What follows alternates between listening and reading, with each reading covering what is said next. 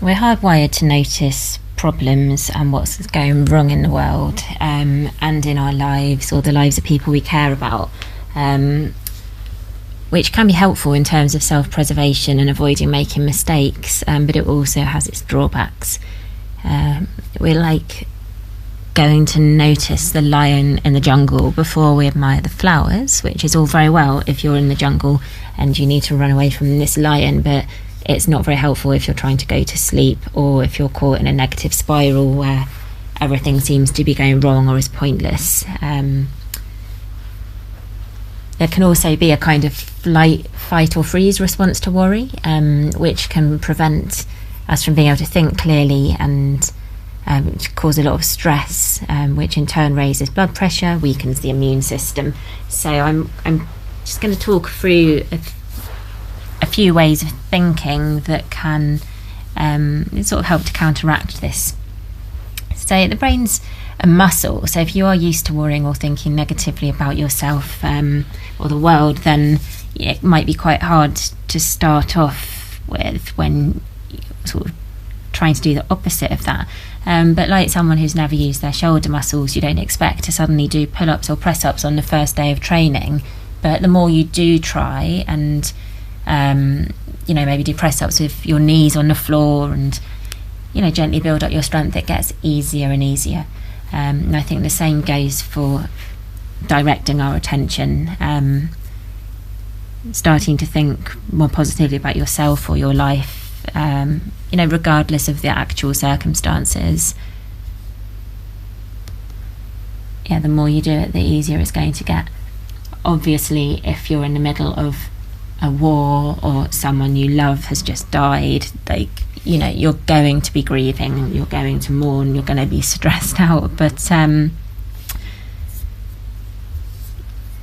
we're talking about a standard trying to sleep at night, fearing life in all its forms. Okay, so where am I going with this? Where attention goes, energy flows, right? Grass grows greenest where you water it. If you try not to worry about something, that thing is probably going to stay on your mind more. If I ask you not to think of an orange pencil, what are you going to think about? And if you really try to think of anything else except a bright orange pencil, I suspect that pencil is still going to be on your mind. So rather than trying not to think about the thing that's bothering you or upsetting you, just give yourself a break by allowing it to be there, noticing it, but then deliberately sending your attention somewhere else. You can choose where you send your attention. You might choose to think about a place that you like. I did a calm place exercise, which is in the little library of recordings I've started. You think about a time and a place that you felt calm and remember all the details of it. So that's one thing you can do. Or if you're worried about an event in the future and imagining it all going wrong, then maybe you could visualise it going right. You can visualise it going in a way that you'd be okay with. You might notice the details of yourself making a presentation calmly, or completing a commission or conversation, or whatever the thing is that's worrying you. This series of thoughts can be a nice habit to get into for breaking a sort of built-in circuit where your thoughts go in a certain direction. So you can calm yourself down or tire out your already tired mind, or maybe even bore yourself to sleep by going over some things that you like in your life, in your personal life, and your professional life. So let's start by thinking of something you like in your personal life, no matter how big or small it is. It might be a pet, a family member, a plant, a partner or a friend.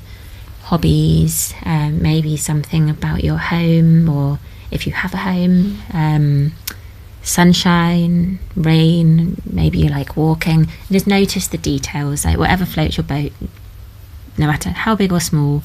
Just let your mind wander to that thing and just really notice the details and how it makes you feel. You can do this with any number of things, but let's start with at least 2.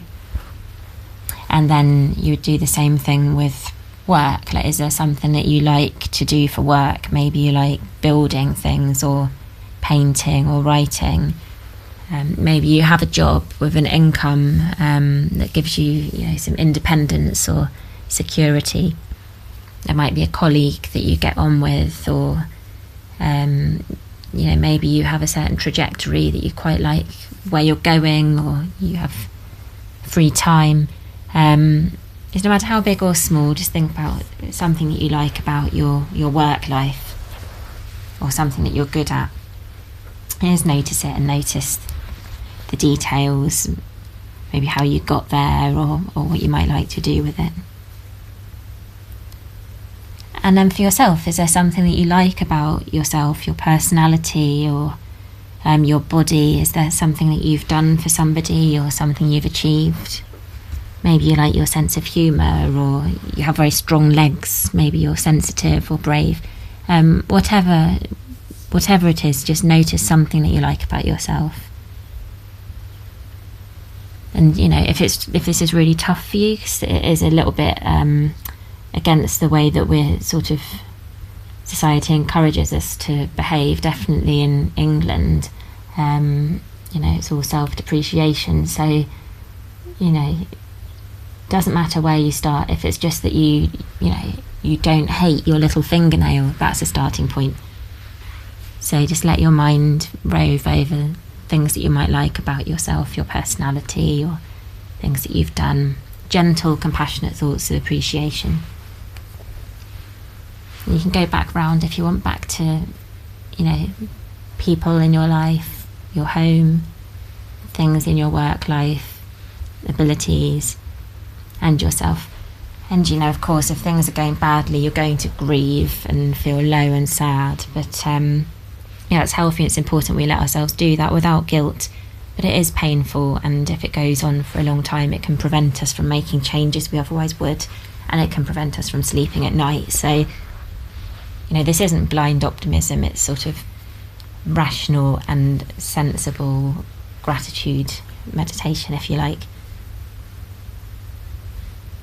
So I hope that was helpful. The aim is that you sort of get the gist of how to do this through me explaining it, and then you can practice doing it in your own time, in your own style.